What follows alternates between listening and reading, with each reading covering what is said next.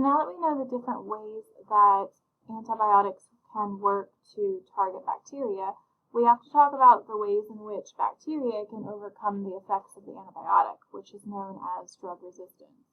So naturally, over the years, bacteria have been able to adapt in order to survive in the presence of a drug that was at one time inhibitory. And their ability to survive in the presence of an antimicrobial drug is defined as drug resistance.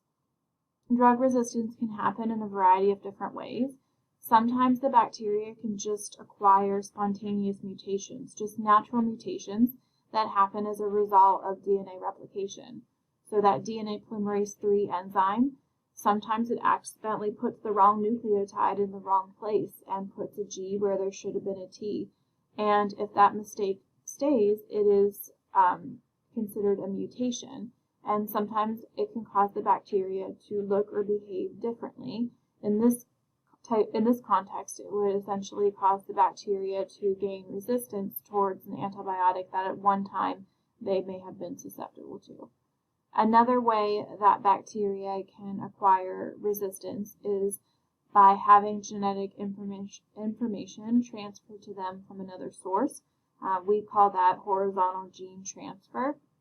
And there's three different ways that this can happen: transduction, conjugation, and transformation, which we'll talk about in the following slides. So with bacteria, they do kind of go by the mode of survival of the fittest at times, or natural selection. So in any population of bacteria, the majority of them are going to be susceptible to an antibiotic, and then there are always a few that may be resistant. If you never take an antibiotic to treat an infection with these bacteria and you just allow your immune system to overcome it, your immune system will get rid of all the bacteria, the ones that are susceptible and the ones that are resistant. However, if you expose the bacteria to the antibiotic, it is going to get rid of all the susceptible ones and leave the potentially resistant ones behind. Those resistant ones are now going to be the ones that are continuing to grow and divide, and before we know it, our new population of bacteria are all resistant to the antibiotic. So it is natural selection, it is survival of the fittest. If they have the genetic information that allows them to survive the presence of the antibiotic, they are going to be the ones that continue to grow and divide, and they are going to be the ones that cause future infections. I'm not saying don't take antibiotics. Antibiotics are definitely necessary, but I am saying overuse of antibiotics over time can end in antibiotic resistance, as these bacteria naturally learn to adapt to survive in the presence of an antibiotic. What we often see too is that bacteria can get genetic information from another organism, whether that other organism is another bacteria or something like a virus. And that is called horizontal gene transfer, where genetic information is passed from one organism to another in order to teach the bacteria how to become resistant to an antibiotic. So one type of horizontal gene transfer is transformation. Transformation is when naked DNA is picked up from a solution and inserted into a bacterial genome. So what is naked DNA? Naked DNA is DNA that's been left behind by a previous bacterial cell that has died through cell lysis. So when bacterial cells burst and die, they release all their internal contents, including their DNA. And DNA that has been released outside of the lysed cell is going to be called naked DNA. So a living bacterial cell, if it's in a certain environment, can come in contact with naked DNA that's been left behind by a dead bacterial cell, and it can absorb that naked DNA and then insert that naked DNA into its chromosome.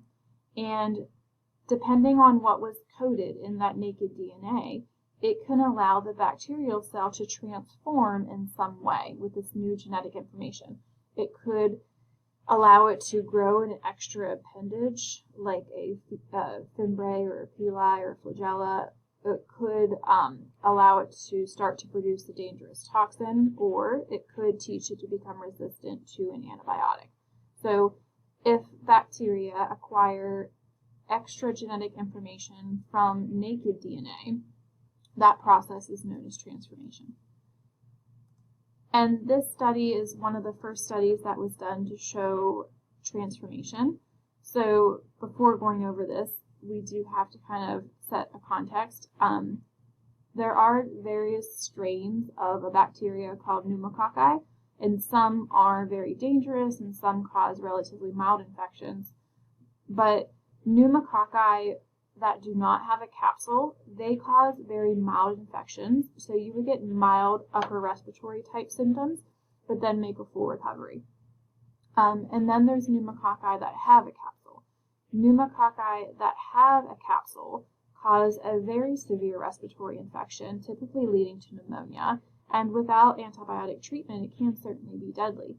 And that's because pneumococci that have a capsule, that protective capsule protects them from being phagocytosed by our white blood cells. So they're able to persist and cause severe infection. So before we go over this, pneumococci without a capsule, not that dangerous.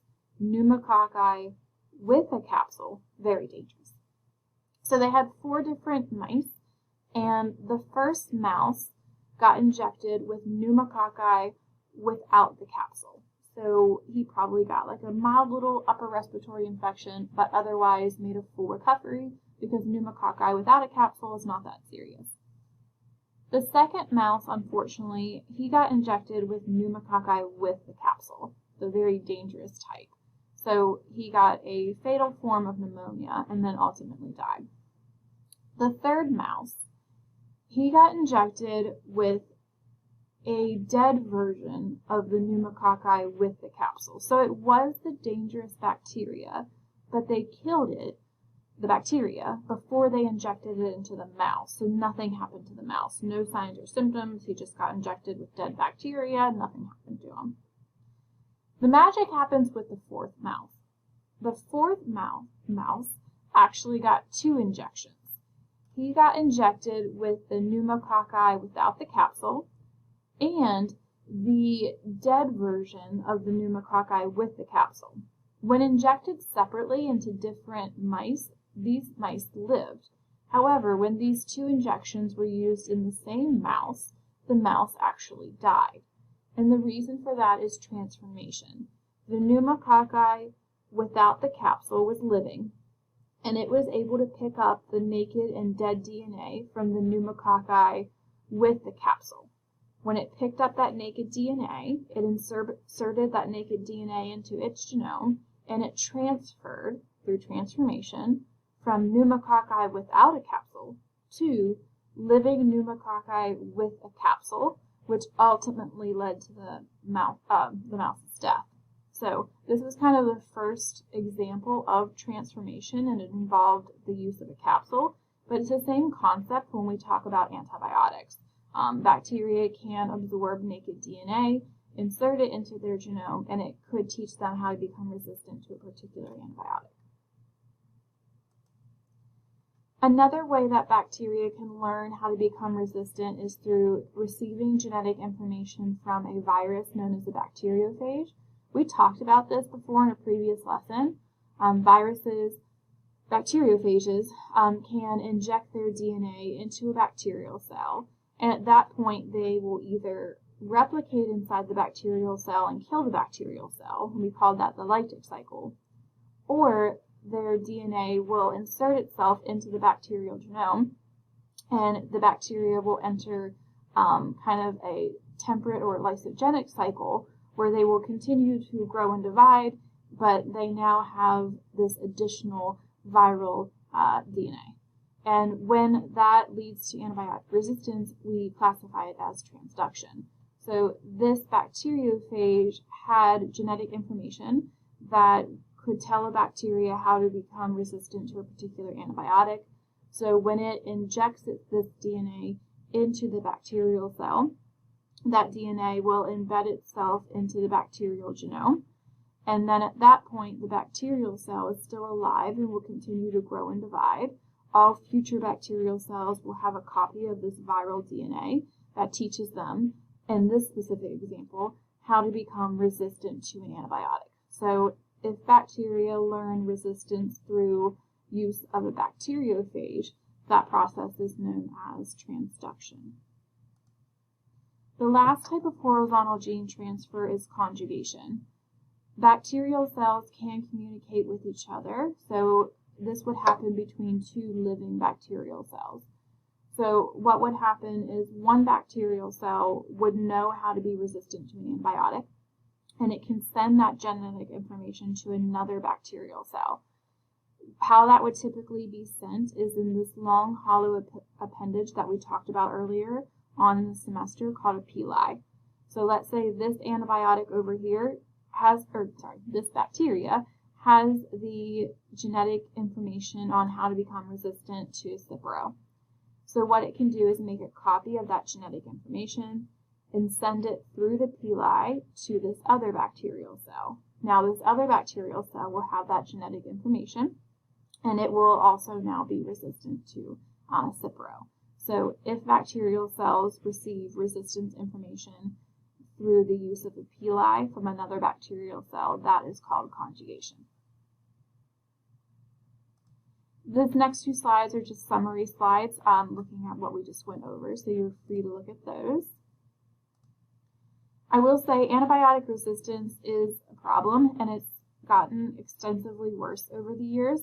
So it is something that everyone is trying to collectively work on. A lot of people unfortunately succumb to bacterial infections that are resistant to antibiotics. There are strains of bacteria such as MRSA and various strains of Mycobacterium tuberculosis that are very hard to treat because of antibiotic resistance. So it is definitely an urgent problem and one that warrants research and certainly actions to help negate the effect of antibiotic resistance. So one thing we kind of want to look at are how have we got to this point where bacteria are resistant to antibiotics? What has caused this? So as we find new antibiotics and new antimicrobial therapies, we don't make the same mistakes. One is overprescribing. Antibiotics are seen as a cure-all for everything, and they're not. They help with bacterial infections only, not viral infections. So a lot of times antibiotics will get prescribed in cases where the person had a viral infection and the antibiotics really aren't doing anything in that sense.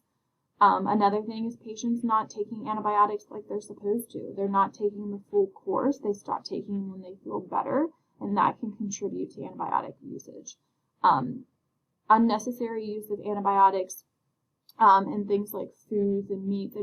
This is just continuously exposing bacteria to antibiotics, which this exposure can lead to adaptations and kind of that survival of the fittest, and can contribute to the resistant strains. There are a variety of other like poor hygiene, which contributes to infections, lack of rapid tests that can diagnose infections early on as far as treatment. But there are a variety of factors that have led to antibiotic resistance, and really everyone's to blame. Prescribers are to blame, patients are to blame, companies that export antibiotics are to blame. So it really is a problem that we all need to work to help defeat. So as a patient, one of the biggest things that we can do is to understand that you cannot stop taking antibiotics just because you feel better. This is one of the leading causes of antibiotic resistance is patients not taking antibiotics correctly. Again, you do not stop taking them just because you feel better. You've killed a lot of bacteria, that's why you feel better, but there are still some present. And if you stop taking the antibiotics early, they can gain resistance and essentially come back with vengeance and make you sick. And then because they're contagious, they can be spread to other people and then make them sick with the resistant form of bacteria. And you can see how this can become a problem that spreads out of control very fast. So from the patient side, we need to take our antibiotics correctly. From the prescriber side, we need to avoid overprescribing antibiotics, especially broad-spectrum antibiotics.